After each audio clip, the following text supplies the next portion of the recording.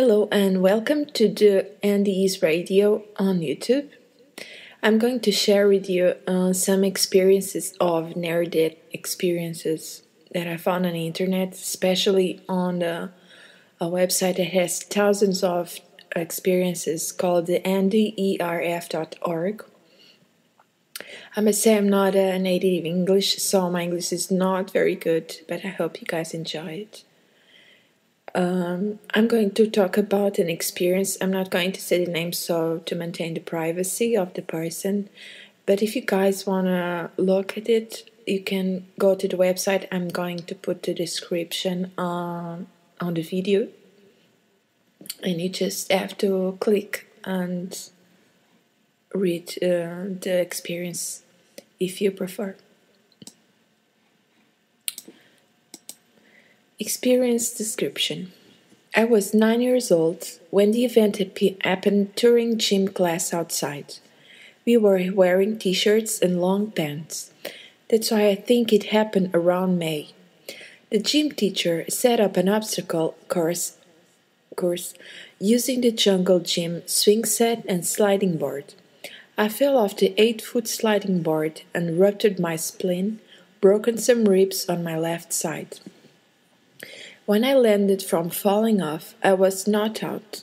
My sister, who was there when it happened, told my mother and father I was out for 10 to 15 minutes during the time I was knocked out. I remember seeing my gym teacher and sister talking to me. It was like they were talking inside my head. I couldn't hear them with my ears like you would if you were holding a conversation with someone. It was like they were talking to my mind.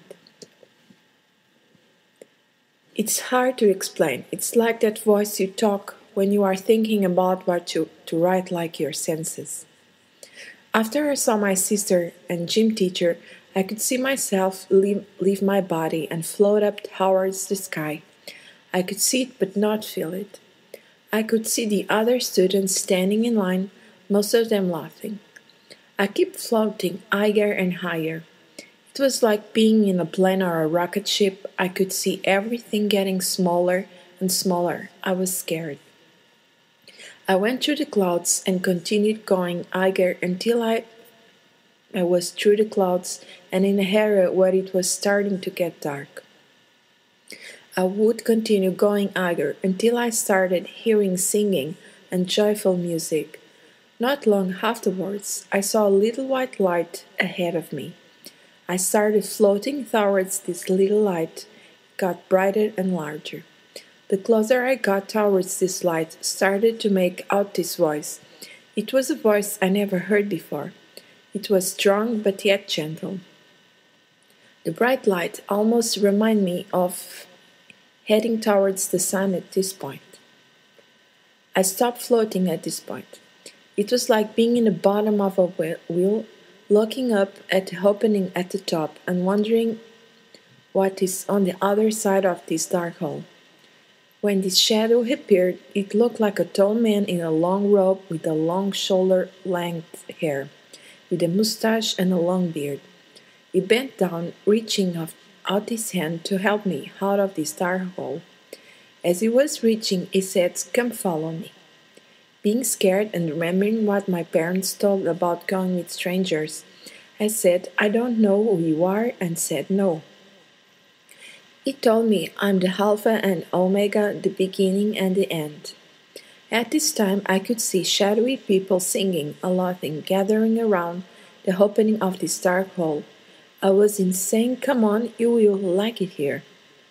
I told this shadowy person, who seemed at the time to be the spokesperson, or the one in charge of this happy group of people, "It seems like fun, and you are having a great time. I still don't know who you are." He told me, "Yes, you do. You never met me, but I know your family, and there are others from your family who would like to see you, and who know you and your family very well." At this time, more people started to show up telling me their names and reassuring me that this bright light is a nice place to be.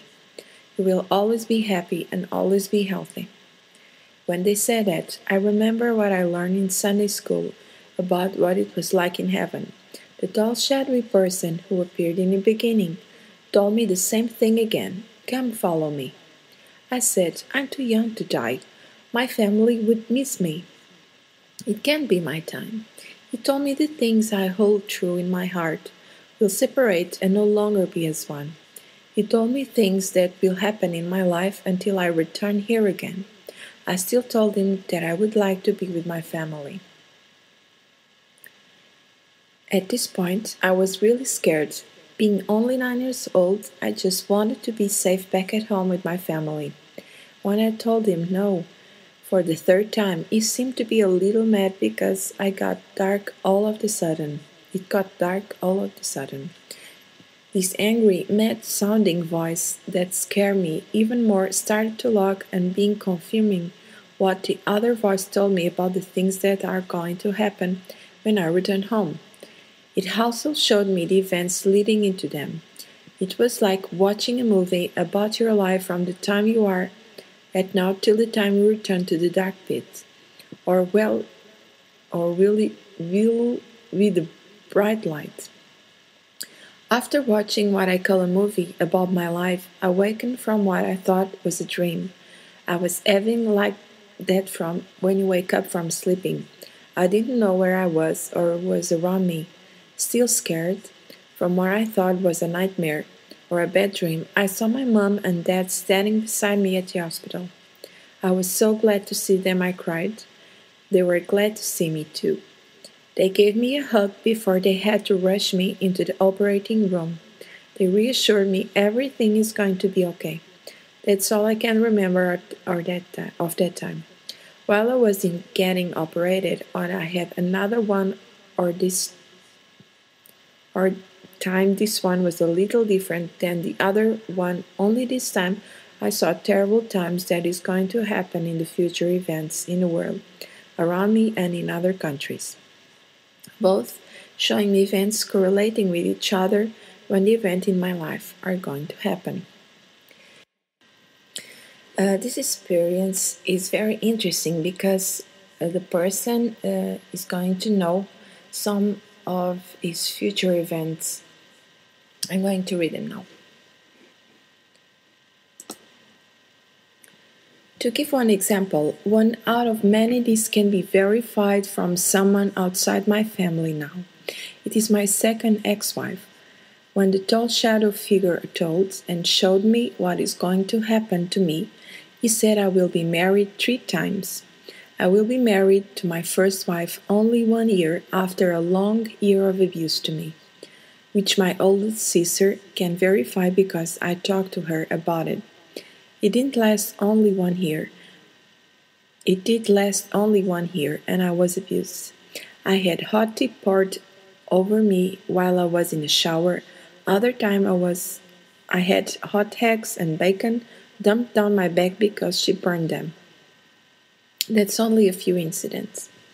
He told me I will have 3 children to my second wife, live in an apartment, and then move into a house. We will get divorced after I lose my job, my mom will have heart trouble, and my dad will pass away. I got married the second time before we moved into an apartment. Before we were even married, I told my wife to be the things that were going to happen when we got married. At the time, she didn't believe me. I tried to tell her the reasons why I didn't want to get married, because from past experience coming through, I didn't want to go through any more rejections, because I didn't want it to come true. Well, I decided to get married. My wife and their father went out looking for a place for us to live. When they came back, my wife wanted to test me because she knew from the telling her that we will live in an apartment and then a house. She had me draw a picture of the apartment I saw in my vision and compare it to the apartment we were going to move into.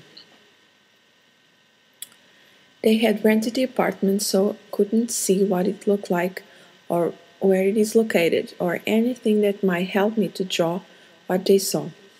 I drew and described as I was drawing where everything was located in the apartment. from the stairs to the skylight above the bed in the master's bedroom. Everything matched to a T. We have 3 children. I told my ex-wife this before we decided to have children, what we were going to have and what they were going to look like. The tall shadowy figure told me and showed me the same thing I described to my wife at the time. I told her we were going to have 2 girls and a boy. The 2 youngest will look like twins.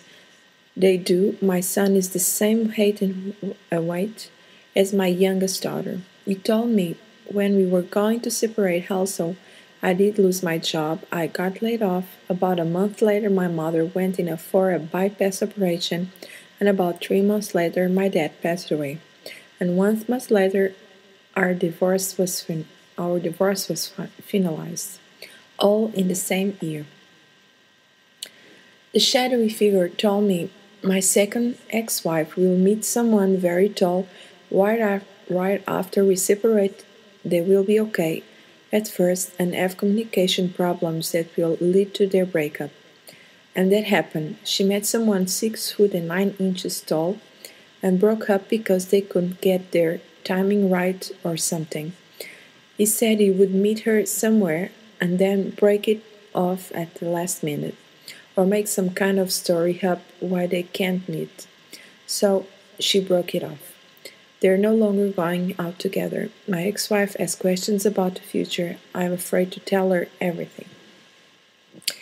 I hope you guys enjoyed this experience. If you like, you can read it on the website I'm going to leave on the description. See you soon.